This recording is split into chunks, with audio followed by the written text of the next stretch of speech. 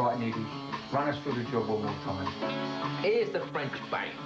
Squealer here turns up in his motor with his phony European cash card and takes the dough from the hole in the wall.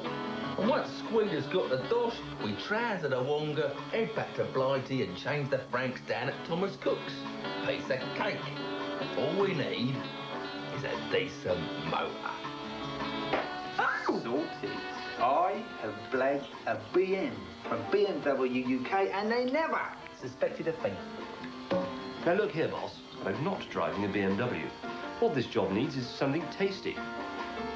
I'll do it in a small Jaguar, nothing else. Brilliant. They don't do a small Jaguar, and they haven't done one since 1968 in the S-Type. Boss, you've been inside for too long. There's a new S-Type out, a real Jag, a nice motor. And I think I know where I can get hold of one.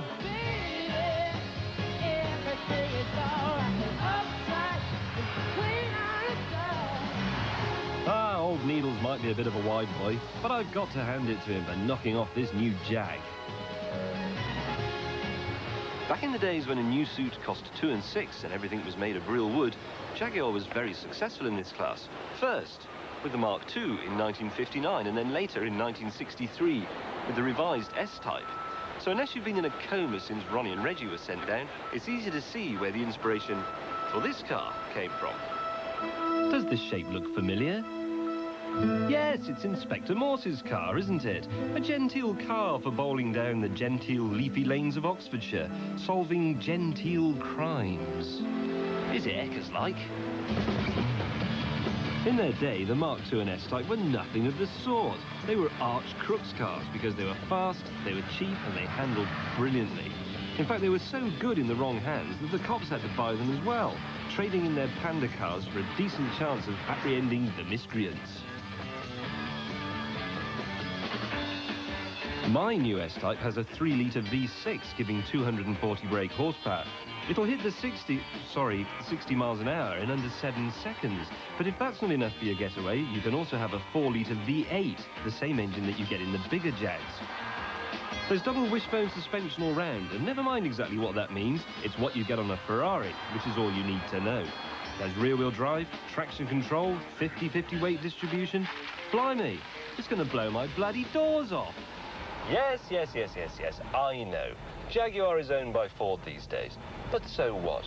I hear some people cry that this V6 is distantly related to one you can have in a Mondeo. But so what? And yes, I know, this car was loosely based around the underpinnings of Ford's new Lincoln model. But so what?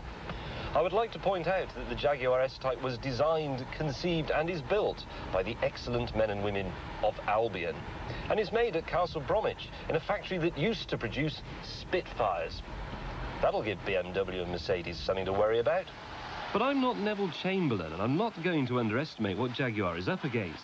The S-Type has to take on the might of the BMW 5 Series, the Mercedes E-Class and the Audi A6.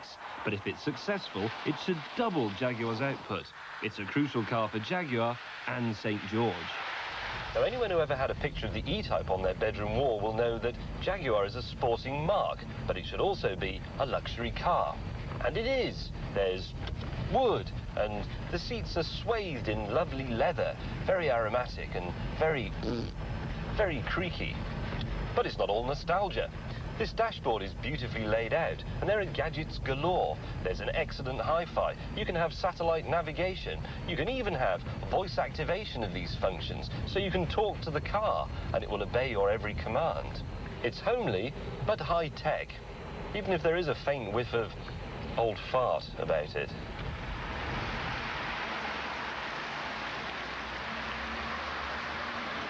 When I first saw the motor, I thought, nah, too retro.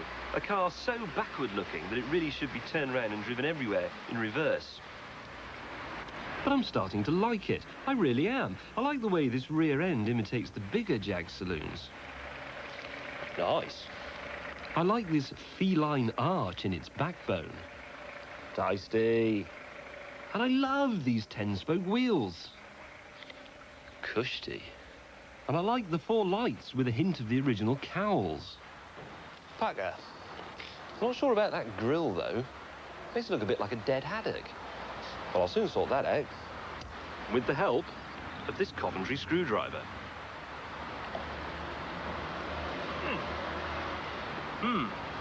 Rather better made than they used to be. Anyway, I've got a serious job to do. Let's go to work. This new S-Type is perfect for the job. It is, pauses to light pipe, a proper car and a real Jaguar.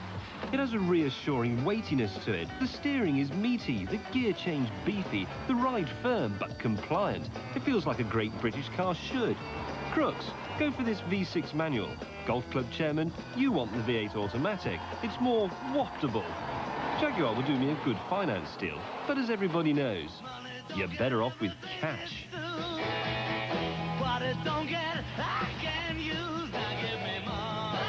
Prices start from £28,300 for a V6, rising to £37,600 for a top-of-the-range V8.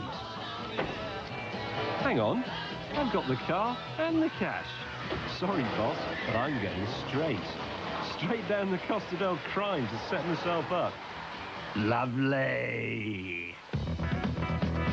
Next week, the old Toyota Starlet was a dog. Is the new Yaris any better? And the Lancia Integrale, according to Quentin, the most exciting thing to come out of Italy since Sophia Loren.